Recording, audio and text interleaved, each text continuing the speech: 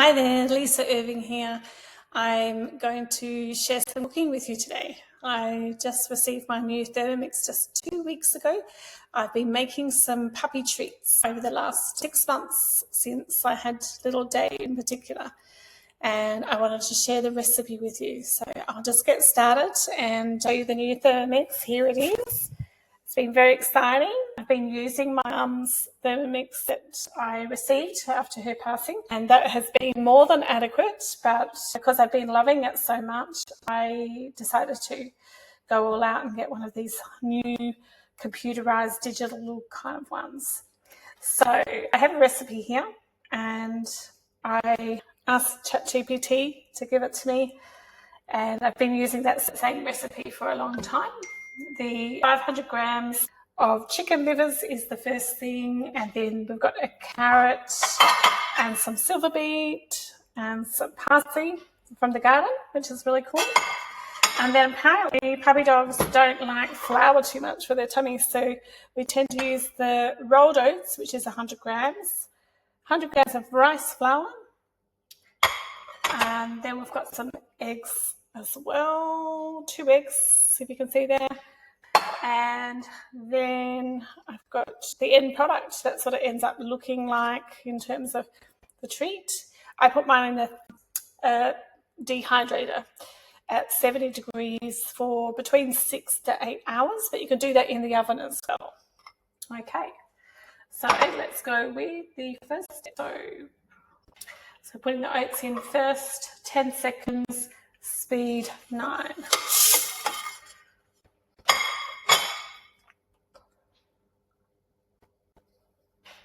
And this is all a bit new to me, so I just one bottle along. We put a lid on. It's got this one that doesn't fall off, like my old one used to. I broke it actually. I got a new one, but yeah, the original one over there. And then I just make sure that it's okay. It's not too far up. Yep, that's looking good. And the next thing on the list is to add the carrot, the parsley, and the silver beet. And I usually chop the carrot up just a little bit, so I'm just going to snap that one. Now it says 5 seconds for speed 7. Oh, 7, there we go. And press the tick again, and then we're going to add the chicken livers. Now the recipe says to pre-wash the chicken livers. I have used kangaroo mince, dog beef mince, and chicken mince for, and they all worked fine. So let's see the eggs. Apparently there's a little bit of oil as well. I missed that. How much oil is there? A tablespoon. There we go.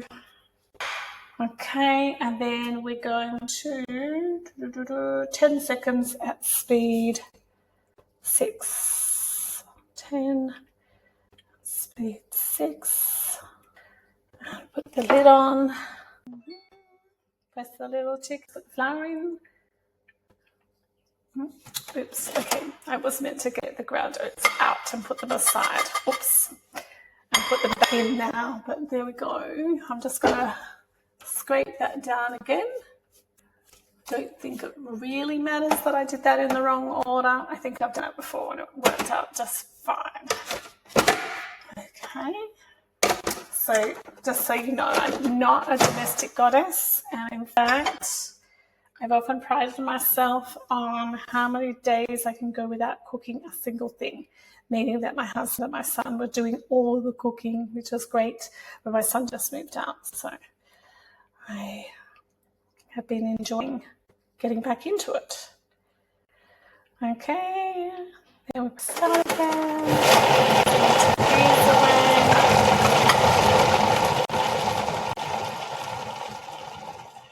That looks, to puppy dogs, it looks pretty much like sausage mince to me. If we bring one of the dogs over, they would have a great time having a little taste test, I guarantee. I think they're all outside. Oh no, David's over there and so's Ruby. It's the afternoon, so they're sleeping in the sun. I might just scrape that down and just do it one more time just to make sure we got everything in there.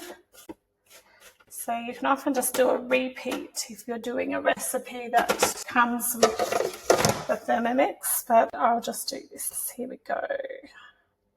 Let's do it for 3 seconds and just do a good mix it about 4 seconds. There we go. And then I just put some on there, a bit like a bricklayer is what I think about. I'm going to put the spackle on, or whatever it is, the cement, and then we just spread it out as thinly as you can on the paper.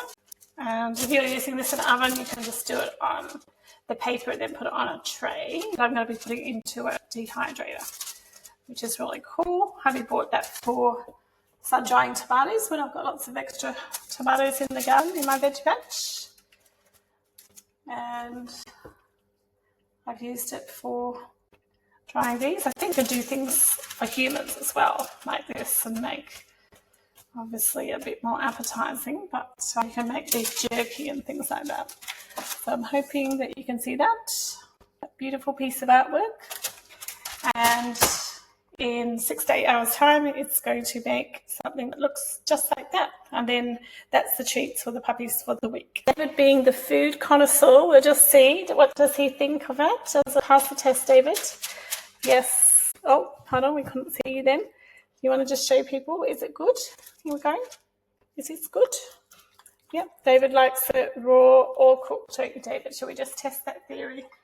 David loves treats. He does. Yeah. You want that? Yeah.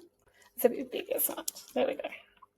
So this morning, I was teaching David how to roll with the treats. He loves his food so much. Ruby and Millie also like it. Here we go. Here's Ruby. See if we like some too. Here we go. I always think it's a bit like being able to lick the bowl when you're a kid. I used to love that if we were making cakes and you got to lick the bowl, or biscuits.